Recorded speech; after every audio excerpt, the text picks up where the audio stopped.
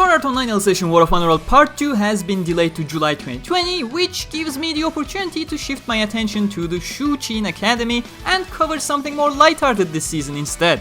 Kaguya-sama Love is War was a series I started watching simply because, yeah, I usually get introduced to different anime series because it was the preceding anime on air on Japanese TV right before Sword Art Online Illustration, and I just got hooked onto it with its fast-paced and energetic stories, unique art design here and there, generally cool character dynamics, and beautiful voice acting. Since I'm starting my coverage of the series with its second season, I strongly do recommend you watch the first season on your own. Maybe I'll do a rewatch eventually and cover them, but for now, Gamerturk Student Council begins with Kaguya-sama Season 2 Episode 1, and I welcome you all.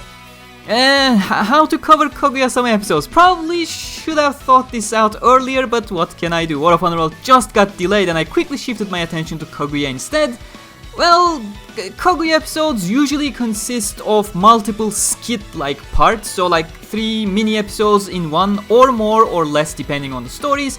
The point of the entire show is a rivalry between two members of the student council, Shinomiya Kaguya and Shirogane Miyuki, kind of a power struggle in a sense, trying to corner the other to confess their love.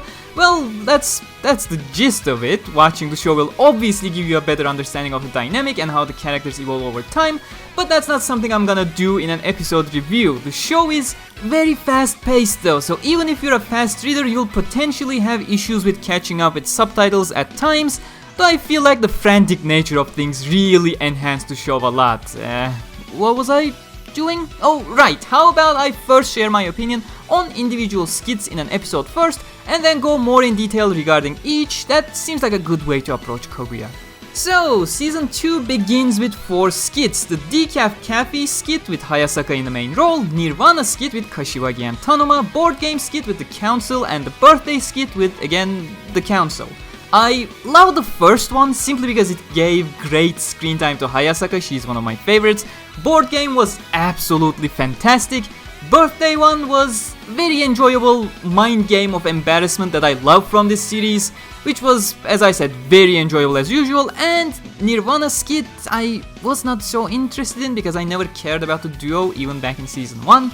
The Hayasaka sketch, what was so great about it for me? Well, it's the kind of different artistic visions such an absurd comedy show allows. Romantic comedy you were looking for? Fuck no, we're watching a hilarious action, drama, thriller kind of whatever thing right now. I mean, even the story makes it very clear that whatever Kaguya's plan was not at all relevant in the first place. I still have no clue what she really wanted to do by making Shirogane collapse completely. Well, Hayasaka diverting Chika was great. What got the biggest laugh from me was the Ishigami scene, the first one. The soulless voice acting of his, I love it. Absolutely marvelous and so simple. The Nirvana sketch, what can I say more than what I already said? Ishigami and Shirogane's interactions/reactions were great. The completely random train visual caught me by surprise. For some reason it genuinely felt completely relevant at that point.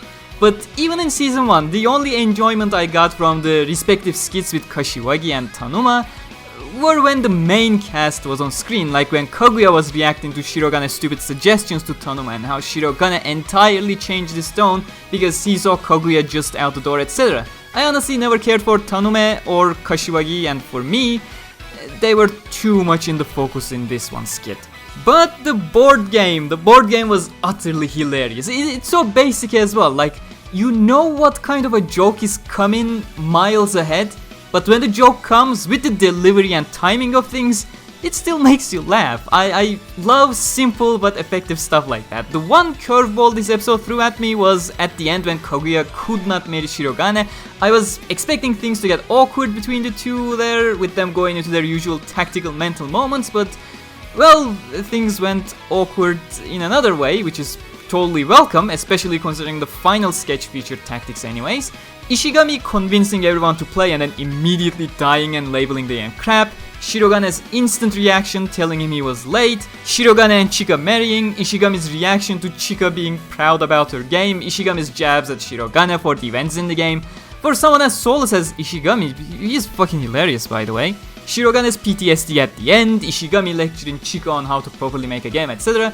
The episode is an incredible back and forth of very simple slapstick humor, and it just works with the amazing voice actors here.